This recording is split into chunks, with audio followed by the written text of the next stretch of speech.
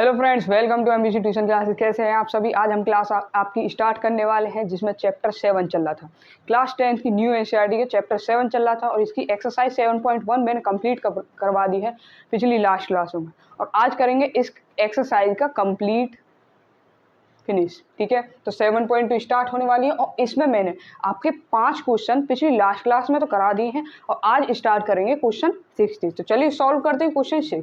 क्या है, इफ 1,2 मतलब हमें पॉइंट्स दिए हैं are the vertex of parallelogram taken in order find X and Y. सबसे पहले तो हमें ये पता होना चाहिए हमें फाइंड क्या करना है। अब क्वेश्चन में कह दिया फाइंड करना है हमें एक्स एंड वाई, और फिर कहा है क्वेश्चन में जो पॉइंट दिए हैं वो पैरेललोग्राम के क्या है, वर्टेक्स हैं जो कि ऑर्डर में दिए गए हैं। हमें सबसे पहले क्या बनाना आना चाहिए, पैरेललोग्राम।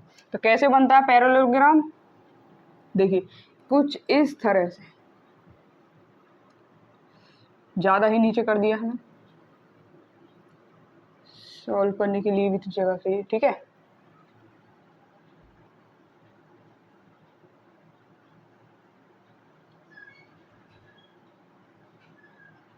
इस तरह से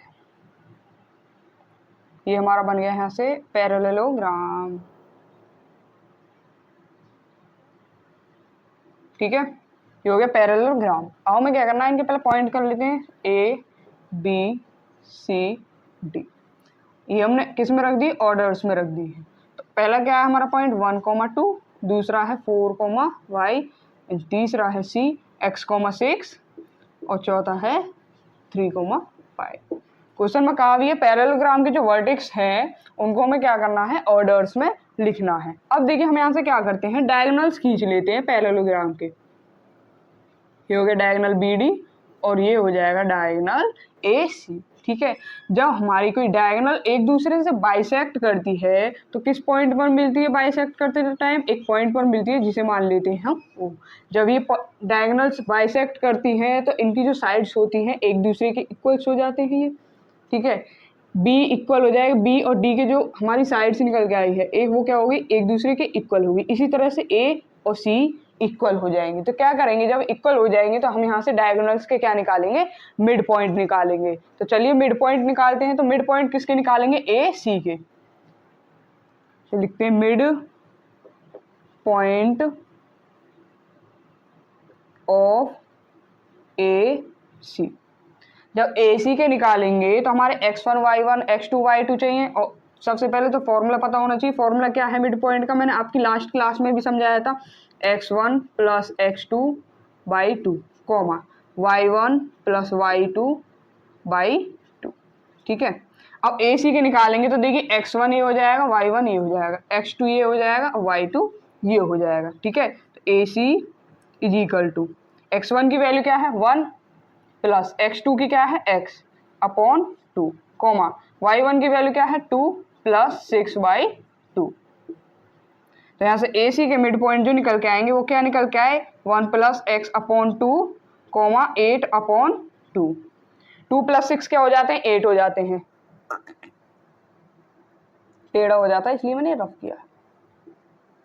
ए सी के मिड पॉइंट आए हमारे यहाँ से निकल के 1 प्लस x/2 कॉमा 4।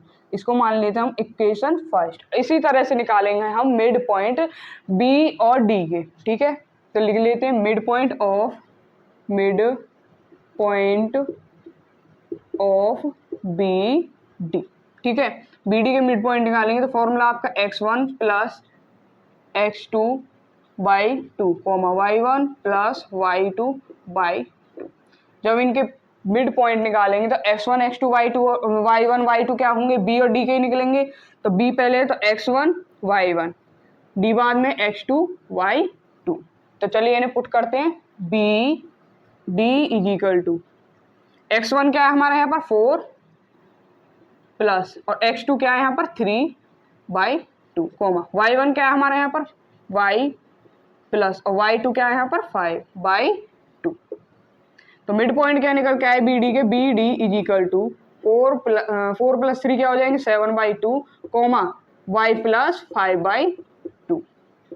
ये होगी हमारी इक्वेशन सेकंड। अब एक चीज देखिए, हमारे जो डायगोनल्स हैं, डायगोनल्स क्या है, एक दूसरी साइड के क्या है, एक दूसरे डायगोनल से इक्वल हैं। डायगोनल्स बी डी ए सी के इक्वल है, तो यहाँ लिख देंगे हम क्या हो जाएगा, फर्स्ट एंड सेकंड दोनों भी तो इक्वल हो जाएंगी। जब डायगोनल्स इक्वल हैं तो इनके मिड पॉइंट भी तो एक दूसरे के इक्वल हो जाएंगे। तो फ्रॉम फर्स्ट एंड सेकंड मतलब कि हमें यहाँ से क्या करना पड़ेगा, कंपेयर करनी पड़ेगी।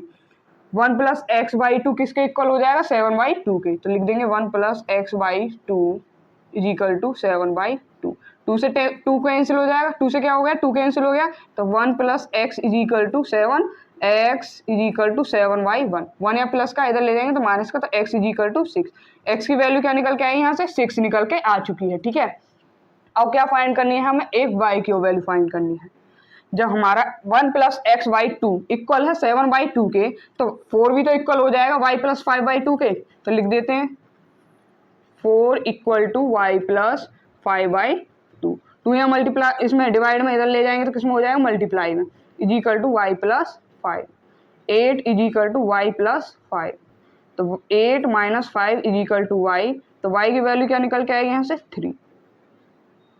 तो हमारे यहाँ से x और y की वैल्यू क्या निकल के आ चुकी हैं, x, 6। पहले आप इसको नोट कर लीजिए।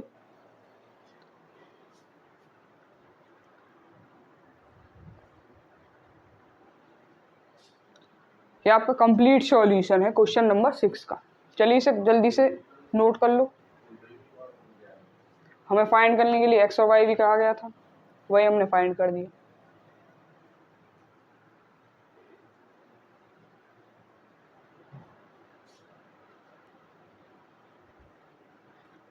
चलिए क्वेश्चन नंबर 7 सॉल्व करते हैं। इसमें क्या कहा, find the coordinate of a point A where A B is the diameter of a circle whose centre is 2, -3 and B is 1, 4। देखिए इसमें हमें फाइंड करने के लिए कहा गया है कोऑर्डिनेट, और वो भी कोऑर्डिनेट कौन सा, पॉइंट ए का कोऑर्डिनेट फाइंड करने के लिए कहा गया है, जहां कहा गया where A B is the diameter of a circle of a circle. पहले तो सबसे पहले हम क्या करते हैं, सर्कल बनाते हैं। ठीक है, सर्कल, ये हो गया हमारा सर्कल। छोटा है लेकिन समझने के लिए इतना ही काफी है।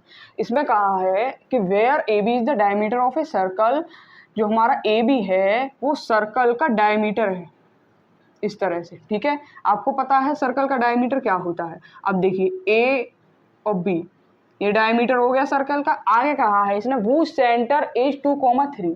इसमें एक सेंटर भी है, सेंटर यहाँ पर होगा, तो वो क्या है 2, -3 है। सेंटर के जो पॉइंट दिए हैं वो कितने हैं, 2, -3। And B is 1, 4। And B हमें क्या दिया गया है, 1, 4। और फाइंड क्या करना है हमें, यहाँ पर पॉइंट ए के कोऑर्डिनेट्स फाइंड करने हैं। ठीक है, जब क्वेश्चन में हमसे कहा है कि हमें फाइंड करने हैं पॉइंट ए के कोऑर्डिनेट्स, और हमें ए भी दिया गया है डायमीटर, सर्कल के अंदर एक डायमीटर है जो ए बी है, और उसमें बी के पॉइंट दिए गए हैं। साथ में कहा गया जो इसका ए सर्कल का जो सेंटर है उसके पॉइंट हैं 2, -3। ठीक है, तो हम सॉल्व करेंगे यहाँ से सॉल्यूशन। ये बात इतनी समझ में आ गई। ठीक है, अब देखिए क्वेश्चन में क्या कहा है, जो हमारा A B is the diameter of circle, sorry वो सेंटर इज 2, -3। जो हमारा मिड पॉइंट है, सर्कल का जो मिड पॉइंट है उसके पॉइंट क्या दिए गए हैं, 2, -3। तो लिख देते हैं mid point of A B का जो मिड पॉइंट है वो क्या है, 2, -3। इसको चाहे पी बोल लो। Mid point of A B का मिड पॉइंट क्या है, 2, -3। इसको क्या मान लेंगे हम, इक्वेशन फर्स्ट। और एक और बात, बी के हमें पॉइंट दिए हुए हैं एक्स, इसके बी के बी के हमें दिए गए हैं, ए के हम कुछ मान लेते हैं एक्स, वाई मान लेते हैं। ठीक है, अब देखिए हमें मिड पॉइंट तो पता चल गई। अब मिड पॉइंट निकालेंगे हम ए और बी के। देखिए ए और बी के मिड पॉइंट हमारे ये है 2, -3, और हम फाइंड करेंगे ए और बी के वैसे भी मिड पॉइंट। तो mid point of A B, formula क्या है, मिड पॉइंट का x1 plus x2 by 2, y1 plus y2 by 2। अब देखिए हमारे a और b का मिड पॉइंट निकालना है, तो यहाँ x1 y1 क्या हो जाएगा, x1 ये हो जाएगा, y1 ये हो जाएगा, x2 ये हो जाएगा, y2 ये हो जाएगा। तो इसको पुट करेंगे, x1 की वैल्यू क्या है x, प्लस x2 की वैल्यू क्या है 1/2, y1 की वैल्यू क्या है y, प्लस y2 की वैल्यू हो जाएगी 4/2। ये हमारी आ गई, पुट कर दी हमने। इतना टेढ़ा क्यों चल रहा है,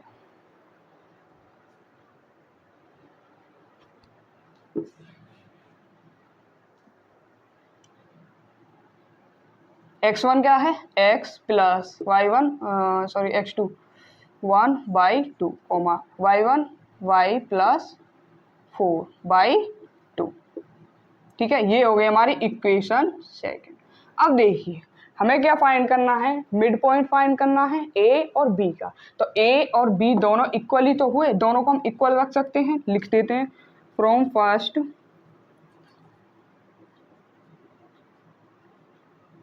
बिकॉज फर्स्ट किसके इक्वल है, second. Mid point of A B, mid point of A B एक दूसरे के इक्वल हो जाएंगे, तो यहाँ लिख लेंगे 2, -3 किसके इक्वल हो जाएगा, x plus 1/2 comma y plus 4/2 के इक्वल। अब यहाँ से हम क्या निकालेंगे, x और y की वैल्यू निकालेंगे जो हमें क्वेश्चन में कहा गया है। ठीक है, मतलब कि पॉइंट ए के कोऑर्डिनेट्स जो हमने x और y माने थे। तो देखिए कंपेयर करेंगे तो x प्लस 1/2 किसके इक्वल है, 2 के। तो कंपेयरिंग 2 के इक्वल है x प्लस 1/2। तो क्या हो जाएगा, 2 यहाँ डिवाइड में इधर ले जाएंगे, किस में हो जाएगा, मल्टीप्लाई में। तो इसको हम यहाँ पे सॉल्व कर लें, 2 × 2 = x प्लस 1। तो 4 हो जाएगा, 2 × 2 = x प्लस 1। अब 1 इधर प्लस का इधर ले जाएंगे तो माइनस का हो जाएगा = x। तो x की वैल्यू यहाँ से क्या निकल के आएगी, 3। ए का एक पॉइंट तो निकल के आ चुका है जो हमने x मान रखा था। अब निकालेंगे यहीं से y। तो y का निकालेंगे तो कंपेयर करेंगे तो y प्लस 4/2 = हो जाएगा -3 के। तो y प्लस 4/2 इक्वल हो जाएगा -3 के। तो y प्लस 4 = -3 × 2। तो y प्लस 4 = -6 y -6 4 इधर प्लस का इधर ले जाएंगे तो माइनस का, y -10। तो यहाँ से y की वैल्यू क्या निकल के आ चुकी है, -10 निकल के आ चुकी है। मतलब कि a के जो कोऑर्डिनेट्स हैं वो निकल के आ चुके हैं हमारे। क्या निकल के आए हैं, x क्या है हमारा 3 और y क्या है हमारा यहाँ पर -10। तो लिख सकते हैं हम कोऑर्डिनेट्स ऑफ a क्या निकल के आए हैं, 3, -10। तो क्वेश्चन नंबर 7 आपका कंप्लीट सॉल्व हो चुका है। यहाँ पर आपका कंप्लीट सॉल्यूशन हो चुका है। पहले आप इसको नोट कर लो, फिर सेकंड क्वेश्चन करेंगे।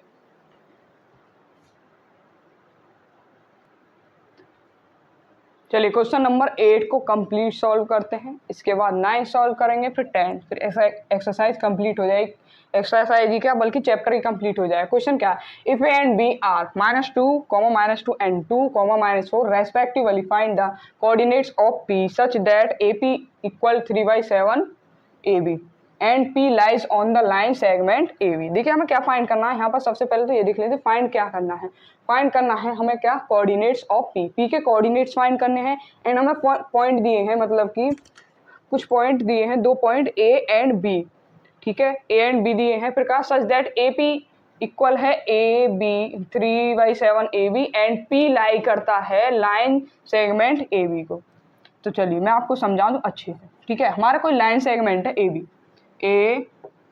ठीक है, पी यहाँ पर लाई करता है इस लाइन पर, ये है पी। ठीक है, और ए बी के पॉइंट क्या है, ए के पॉइंट है -2, -2 एंड बी के पॉइंट है 2, -4। तो हमें यहाँ से क्या फाइंड करना है, ये पी फाइंड करना है, पी के कोऑर्डिनेट्स फाइंड करने हैं, ये वाले कोऑर्डिनेट्स फाइंड करने हैं and such that A P equal है 3/7 ए बी। अब देखिए यहाँ से हमें क्या निकालना है, पहले तो इसको सॉल्व करते हैं। ए पी इक्वल है 3/7 × ए बी के। मैं ए बी को इधर ले आऊँ, A P by A B = क्या होगा, 3/7। देखिए हमें जब हमें कोऑर्डिनेट्स निकालने होते हैं तो हमें सबसे पहले क्या चाहिए होता है, रेशियो। तो हमें रेशियो निकालना पड़ेगा, तो रेशियो निकालेंगे हम यहाँ से। ठीक है, तो देखिए ए पी की तो वैल्यू हमें दे रखी है, ए पी की डिस्टेंस तो हमें दे रखी है 3 और ए बी मतलब कि टोटल डिस्टेंस दे रखी है 7। अब देखिए 7 में से कुछ तो 3 यहाँ पर आई, अब 7 में से कितनी बची, जब 7 में से 3 डिस्टेंस तो यहाँ पे आ गई ए पी के बीच में, तो अब बची कितनी, 4। तो 4 कितनी हो गई, पी बी, पी और बी के बीच की जो डिस्टेंस है वो कितनी क्या आ गई, 4। मतलब कि हमें निकालनी थी यहाँ पे पी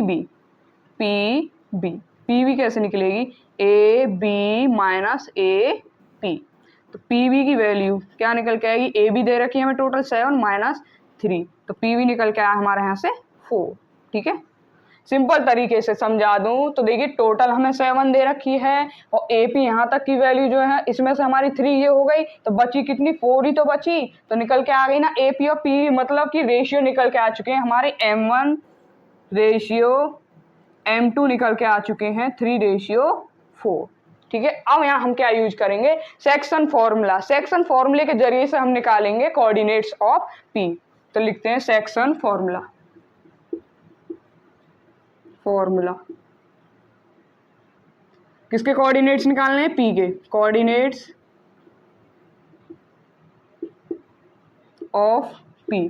तो फॉर्मूला क्या हो जाएगा, M1 x2 plus M2 x1 by 2 comma M1 y2 plus M2 y1 by 2। ठीक है, अब देखिए यहाँ से x1 y1 x2 y2 क्या हो जाएंगे, A है तो यहाँ से x1 y1 एंड ये B है तो x2 y2 हो जाएंगे। ठीक है, अब देखिए P is equal to M1 की वैल्यू क्या है यहाँ पर 3 इंटू x2 की वैल्यू क्या है 2 प्लस M2 की वैल्यू क्या है 4 इंटू x1 की वैल्यू यहाँ पर -2 अपॉन 2 ओ ये सॉरी M1 प्लस M2 हो जाएगा, M1 प्लस M2। तो इसकी वैल्यू हो जाएगी M1 प्लस M2 की 3 प्लस 4 कॉमा, अब y के लिए निकालेंगे तो M1 3 और y2 क्या हो जाएगा हमारा -4 प्लस M2 की वैल्यू कितनी है 4 इंटू और y1 की वैल्यू -2 बाई 3 प्लस 4 हो जाएगा M1 प्लस M2। तो यहाँ से कोऑर्डिनेट निकल के आएंगे P के, तो क्या आएंगे 3 2 जा 6 -4 2 जा 8 बाई 7। देखिए -8 कैसे आया, प्लस माइनस माइनस और 4 2 जा 8, तो 3 की मल्टीप्लाई -4 में करेंगे तो -12 और माइनस प्लस माइनस माइनस 4 2 जा 8 बाई 7। तो P इज इक्वल टू 8 में से माइनस करेंगे 6 तो -2 अपॉन 7 कॉमा, और देखिए क्या आएगा 12 में से -8 करेंगे मतलब कि -12 और -8 ऐड हो जाएंगे, माइनस के साइन है दोनों तरफ तो ऐड हो जाएगा, सम हो जाएगा तो क्या आएगा -20 अपॉन 7। तो हमारे कोऑर्डिनेट्स क्या निकल के आए, P के कोऑर्डिनेट्स क्या निकल के आए -2 -20 और सारा का सारा टेढ़ा हो सीधा लिखो।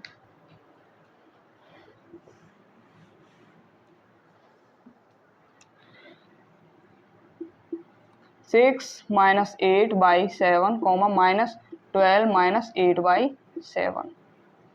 P is equal to -2 by 7 -20 upon 7। तो क्या निकल के आए coordinates of P -2 by 7 upon -20 upon 7। तो क्वेश्चन नंबर 8 हमारा कंप्लीट हो चुका है, इसे सॉल्व करो, इसके बाद नोट रफ करेंगे।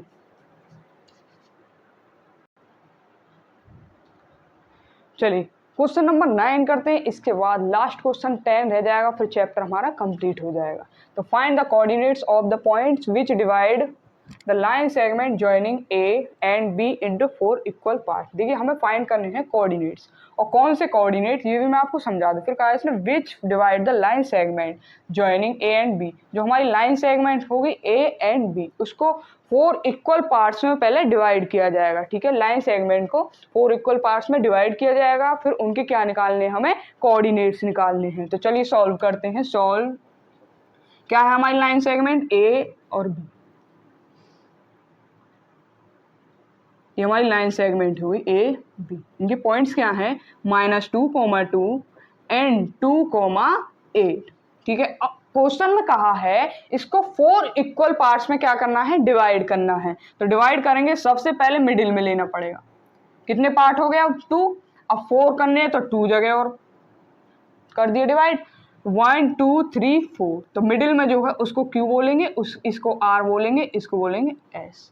अब हमारे जो ये पॉइंट निकल के आए हैं कोऑर्डिनेट्स हैं Q R S, इसके क्या करने हैं हमें, इनके हमें पॉइंट्स निकालने, जैसा कि हमें क्वेश्चन में कहा गया है। तो देखिए सबसे पहले हमारा मिडिल में क्या है Q, तो हम इसके कोऑर्डिनेट निकालेंगे। तो चलिए कोऑर्डिनेट निकालते हैं, लिखते हैं पहले सॉल्यूशन, लिखते हैं पहले Q mid point of AB mid point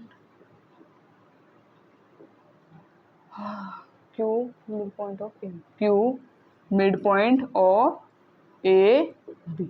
Q क्या है? ए बी का मिड पॉइंट है, तो कोऑर्डिनेट किसके निकालेंगे? क्यू के। तो coordinates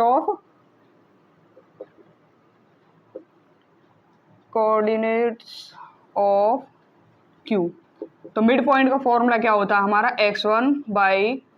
x1 plus x2 by 2 comma y1 plus y2 by 2। ठीक है, अब देखिए हमारे क्या है, पॉइंट क्या है? A B. तो ए बी से हम x1 और x2 y1 और y2 निकालेंगे।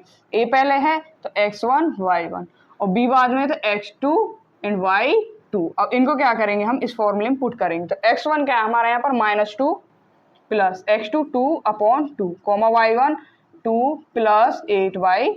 तो क्या हो जाएगा यहाँ से? मिड पॉइंट क्या कोऑर्डिनेट्स क्या निकल के आएंगे? -2 + 2 0 कोमा 2 + 8 10/2। तो Q के कोऑर्डिनेट्स क्या निकल के आए? 0, 5। ये Q के कोऑर्डिनेट्स निकल के आ चुके हैं, हम यहाँ लिख लेते हैं 0, 5। अब देखिए सबसे पहले तो मेन मिड पॉइंट Q के हमारे कोऑर्डिनेट्स निकल के आ चुके हैं। अब किसके निकालने हमें? R और S के। जिस तरह से हमने AB का मिड पॉइंट Q माना था, इसी तरह से हम R हमारा मिड पॉइंट होगा और कोई 2 पॉइंट होंगे साइड में जिनका मिड पॉइंट होगा। A और Q का मिड पॉइंट क्या हो जाएगा? अब R। ठीक है, तो R का मिड पॉइंट निकालेंगे हम। तो लिखते हैं R mid point of A Q. अब देखिए R ए क्यू का मिड पॉइंट है तो हमारे x1 y1 और x2 y2 ये हो जाएंगे, x2 एंड y2 हो जाएंगे। ठीक है, तो R के हमारे मिड पॉइंट, देखिए R हमारा ए क्यू का मिड पॉइंट है तो कोऑर्डिनेट किसके निकलेंगे? R के निकलेंगे। तो लिखेंगे कोऑर्डिनेट्स ऑफ R। फॉर्मूला हो जाएगा x1 plus x2 by 2 comma y1 plus y2 by 2। तो देखिए यहाँ से x1 की वैल्यू क्या हो जाएगी? -2 प्लस x2 की वैल्यू 0 बाई 2 कोमा y1 की वैल्यू हो जाएगी 2 प्लस और y2 की वैल्यू हो जाएगी 5/2। तो हमारे कोऑर्डिनेट्स क्या निकल के आए? -2/2 कोमा 7/2 इजिकल टू -1 7/2। R के कोऑर्डिनेट्स निकल के आ चुके हैं। अब किसके निकालने हैं? S के कोऑर्डिनेट। तो पहले R के कोऑर्डिनेट लिख लेते हैं, क्या है? -1 7/2। ठीक है, अब देखिए हमारा एक कोऑर्डिनेट रह गया है, एक मतलब एक पॉइंट रह गया है जिसका कोऑर्डिनेट निकालना है। अब देखिए S किसका मिड पॉइंट है यहाँ पर? Q और B के, क्योंकि Q के पॉइंट हैं और B के भी पॉइंट हैं, तो किसका कोऑर्डिनेट निकालेंगे? S का। तो चलिए लिखते हैं mid point S mid point of किसका है? Q B. तो कोऑर्डिनेट किसके निकलेंगे? Coordinate of S. तो मिड पॉइंट का formula x1 plus x2 by 2 comma y1 plus y2 by 2। तो देखिए यहाँ से x1 y1 x2 y2 क्या हो जाएंगे? देखिए Q और B का मिड पॉइंट है S, तो x1 हो जाएगा Q वाली पॉइंट x1 y1 और B वाले हो जाएंगे x2 और y2। तो देखिए क्या आएगा? x1 की जगह 0 प्लस x2 की जगह आएगा 2/2 कोमा y1 की जगह आएगा 5 और y2 की जगह आ जाएगा यहाँ पर 8/2। तो देखिए क्या निकल के आएंगे? Coordinate 2/2 coma 13/2। 5 + 8 13 होते हैं, तो कोऑर्डिनेट निकल के आए हैं 2/2 मतलब 1 कोमा 13/2। तो हमारे तीनों के कोऑर्डिनेट निकल के आ चुके हैं, जो कि हमें क्वेश्चन में निकालने के लिए कहा गया है 13/2। क्वेश्चन नंबर कंप्लीट आपका एक ही बोर्ड पर हो चुका है। चलिए सॉल्व हो चुका है, इसे कंप्लीट सॉल्व कर लो।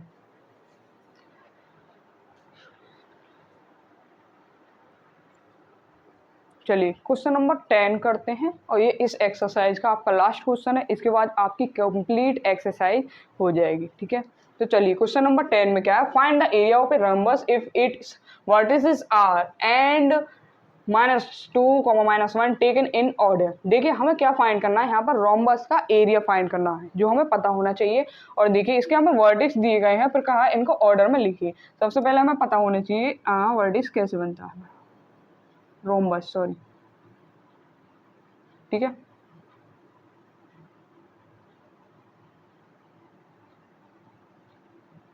ये होगा A B C D, ठीक है। तो हमारे इसके वर्टिसेस क्या दे रखे, 3,0 एंड 4,5 और थर्ड है -1,4 एंड फोर्थ हो जाएगा -2, -1, ठीक है।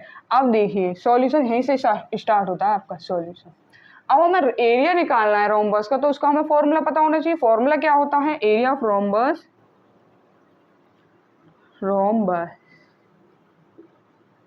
1/2 into D1 into D2। D का मतलब है डायगोनल, D1 डायगोनल और D2 भी डायगोनल सी हुई, ठीक है। मतलब कि हमें डायगोनल्स, दो डायगोनल्स निकालने, एक डायगोनल्स 1 और डायगोनल्स 2, ठीक है। तो देखिए हमारे यहाँ से डायगोनल्स क्या हो जाएंगे इसके रोम्बस के, BD और AC। इनके डायगोनल्स निकालने, तो यहाँ से क्या करेंगे, हम क्या करेंगे, यहाँ से डायगोनल्स के बीच का डिस्टेंस निकाल लेंगे। A और C के बीच का डायगोनल्स AC और डायगोनल्स BD का क्या कर लेंगे, डिस्टेंस निकाल लेंगे। उसके बाद हम उसको यहाँ पर पुट कर देंगे। तो चलिए निकालते हैं डिस्टेंस। डिस्टेंस का लेंगे, डायरेक्ट लिखते हैं AC, डिस्टेंस AC का निकालेंगे तो फॉर्मूला होता है आपका x2 माइनस x1 का whole square plus y2 minus y1 का होल स्क्वायर, ठीक है। तो AC is equal to x2 और x1 y1 और y2 क्या हो जाएगा, देखिए A पहले है तो x1 y1, C बाद में है तो x2 एंड y2। तो x2 की जगह क्या आएगा हमारा -1 माइनस x1 की जगह आएगा 3 होल स्क्वायर प्लस y2 की जगह आएगा 4 माइनस y1 की जगह आएगा 0 का होल स्क्वायर।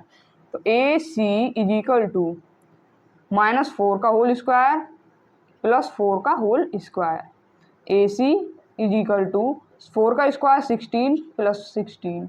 तो AC is equal to 16 plus 16 32। अब AC की वैल्यू क्या निकल के आएगी यहाँ से, AC इज इक्वल टू, अगर मैं 32 को फैक्टर कर दूं तो देखिए क्या निकल के आएगा पेयर 1 के, वैसे निकल के आएगा यहाँ से 4√2, ठीक है। AC के डायगोनल्स के बीच का डिस्टेंस तो निकल के आ गया। अब निकालेंगे हम BD, मतलब कि सेकंड डायगोनल्स। फर्स्ट डायगोनल्स के बीच का डिस्टेंस निकल आया, अब सेकंड डायगोनल्स, तो BD। फॉर्मूला क्या है आपका डिस्टेंस का, √x2 माइनस x1 का whole square plus y2 minus y1 का whole square. BD is equal to, x2 की वैल्यू क्या है, अब देखिए B पहले है तो x1 ये हो गया, y1 ये हो गया, D बाद में तो x2 y2। x2 की वैल्यू -2 माइनस x1 की वैल्यू 4 स्क्वायर प्लस y2 की वैल्यू क्या हो जाएगी यहाँ पर -1 एंड माइनस y1 की वैल्यू -5 स्क्वायर।